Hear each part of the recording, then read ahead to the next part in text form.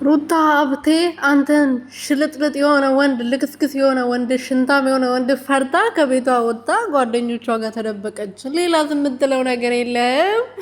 አንተ ጫታም መጀመሪያ ጫትን የቃምክበትን ጥርስ አትጣጥብም እንዴ?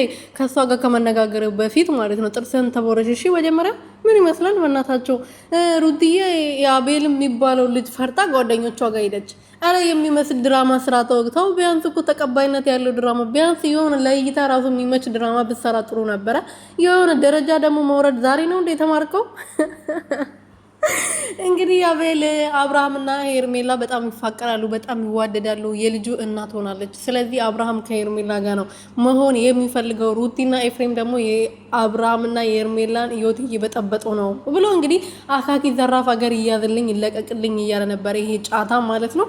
ሰላም ሰላም ቤተሰብ እንዴት ናችሁ? ደህና ናችሁ ወይ? ሁሉ ሰላም? እኔ አለው ፈጣሪ የተመሰገነው። በያላችሁበት ሰላማችሁ ብዝት ትርፍርፍ ይበልልኝ። የኔ ውድና ወርቅ እንቁ የሆናችሁ ቤተሰቦቼ፣ ለዚህ ቤት አዲስ የሆናችሁ ሰብስክራይብ፣ ሼር፣ ላይክ እያደረጋችሁ ቤተሰብ እንድትሆኑ በትህትና እየጠየቅኩኝ እንግዲህ አቤል የትላንትናው ቪዲዮ አይቶ ዛሬ ያላበደ ሰው የለም። በሄርሜላ በኩል ያሉት ሰው በሙሉ እየጨለሉ ነው።